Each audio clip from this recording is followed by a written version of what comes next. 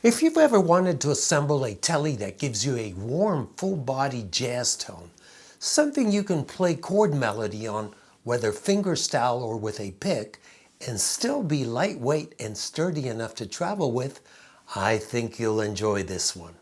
I'm Richie Zellen, and today I want to tell you about a new custom guitar I had assembled, a Telecaster thin line, which I like to call my Black Magic Woman.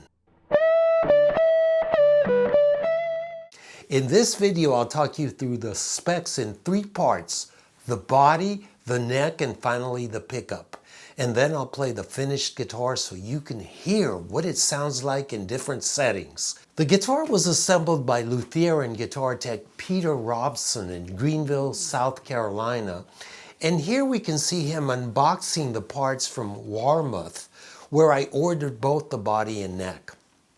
Before we dive in, let me just say this: a comparable Fender custom shop Telecaster can easily set you back $4,000 to $6,000. And if you go the master built route, you're looking at $8,000 to $10,000 or more.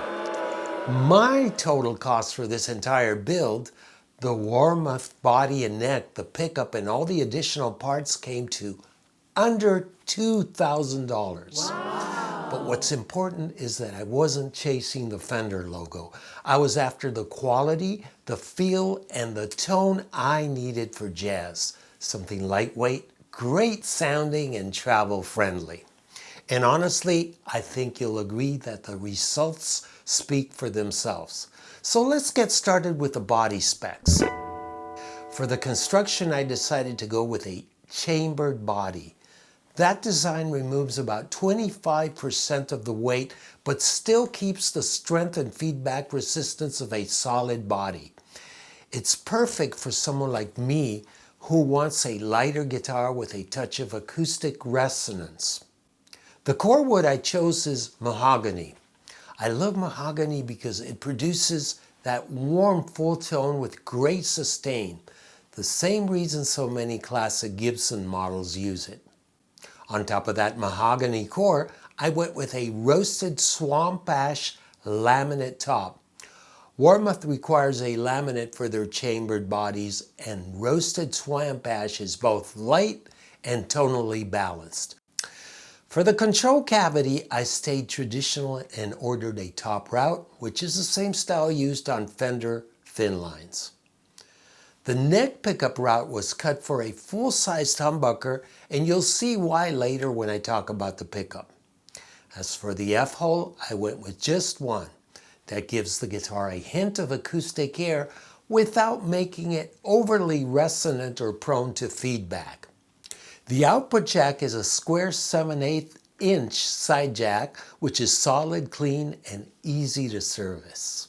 And for the bridge route, I went with a hardtail, since I planned to use a hip shot hardtail bridge. No tremolo, more sustain, and fewer tuning issues. The rest of the choices were mainly aesthetic. I kept a standard 4-bolt mounting, a Tele-style neck pocket, natural masked edges for a subtle binding look, and a tobacco burst gloss finish on both the top and back. The result is something elegant and understated. Now, moving on to the neck, which really defines the feel of the instrument. For the neck construction, I went with Warmoth's modern design. It uses a double expanding truss rod, which makes it incredibly stable across different climates and seasons. It's perfect for traveling musicians. The adjustment nut is right at the heel, so you can tweak the setup without ever taking the neck off. The shaft wood is Gonzalo Alves, sometimes called tiger wood. It's dense, articulate, and naturally smooth to the touch. Tonally, it's warm but clean, and visually, it's got this beautiful orange-brown grain pattern that really stands out. For the fretboard, I chose Indian rosewood, probably my favorite fingerboard wood. It's known for its warm tone and silky feel, and because of the natural oils, it doesn't need a finish. I went with the widest option Warmoth offers for the nut width. That's 1 3/4 of an inch or 44 millimeters. For chord melody work, I love that extra space because it helps me separate and control the inner voices in a chord more cleanly. The neck profile is their 59 roundback, which measures about 0.860 inches at the first fret and 0.960 at the 12th. Very similar to a late 50s Les Paul. It's thick enough to feel substantial, but not cumbersome. The fretboard radius is compound, 12 to 16 inches. That means it's slightly rounder down low for comfortable chords and gradually flattens out as you move up for soloing and bends. You don't really feel the change, but it makes a noticeable difference in playability. I also went with 22 frets, just one more than vintage Teles. It extends the fretboard a 1/4 inch beyond the heel, which doesn't change the feel much, but gives you that extra note, which I doubt I'll ever use. For the frets, I chose gold 6150 wire, which is wide and tall, similar to what you find on modern Fenders. They feel smooth and add a bit of visual flair. The tuner holes were drilled for Schaller style machines, and I installed Schaller M6 locking tuners. These are great, no string winding required. You just feed the string through, tighten the thumb screw, and you're done. It locks solidly and keeps the tuning super stable. For the nut, I went with an Irvana made of Graphtec White TUSQ XL. It's a Teflon impregnated material that produces a well-balanced tone with a little extra warmth and helps with intonation accuracy. And for looks, I kept it classy and simple. Mother of pearl dots and white side markers. Now, if you're wondering about cost, the Warmoth body and neck together came to around $1,500, not including shipping. The total also covered the neck plate, control plate, and tuners. And now for the fun part, the pickup.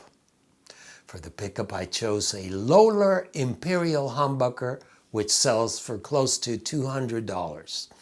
It is based on the original PAF humbucker made by Gibson between 1956 and 1962.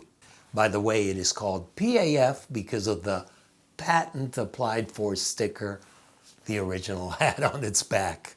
And Peter wired this one with a 3-position switch that lets me get 3 completely different sounds from the same humbucker. In position 1, you get the standard humbucker tone, full, smooth, and classic. In position 2, the coils are wired in parallel, giving a brighter, more open sound, kind of like a P90 but quieter. And in position 3, it switches to a single coil, so you get that thinner, glassier tone reminiscent of a Tele or Strat Bridge pickup. Great if you want that classic twang. Next, I want you to hear how I personally use this guitar for chord melody, using the classic humbucker sound from the tone switch in the first position. In addition, I roll off the highs in the tone knob about 1/4 of the way down. And for this, I am playing through a Hendrickson jazz amp and adding a touch of stereo delay. Now, as far as the strings go, I prefer to use a set of Tomastic Infeld Bebop 11-gauge round wounds, or when unavailable, a set of D'Addario EXL 150, which is what I currently have on. Now, before you listen, keep in mind that YouTube compresses the sound of every video, and also the device you're hearing it on will further color its sound and not cover the full EQ range. But at least you'll get a close idea.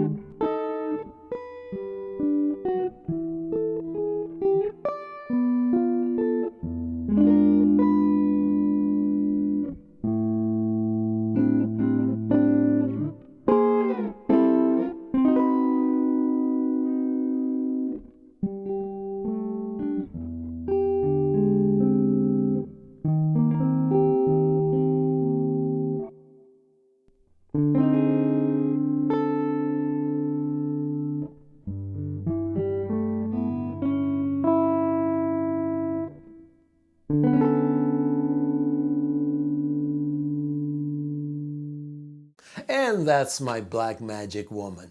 What I like most about this project is that it proves you don't have to spend $5,000 or $6,000 on a custom shop Telecaster to get a top tier instrument. So if you've ever dreamed of having a custom jazz Telecaster that's built exactly for your playing style, I can honestly say it's well worth doing it yourself. And if you're like me and don't feel qualified to assemble it, this is something most good local guitar techs will be able to handle, usually for under $500. I'd love to hear what you think. Let me know in the comments below, and if you enjoyed this, please like and subscribe. Thanks for watching, and I'll see you in the next one. Until then, you know the drill. Practice, practice, practice, and may peace be with you.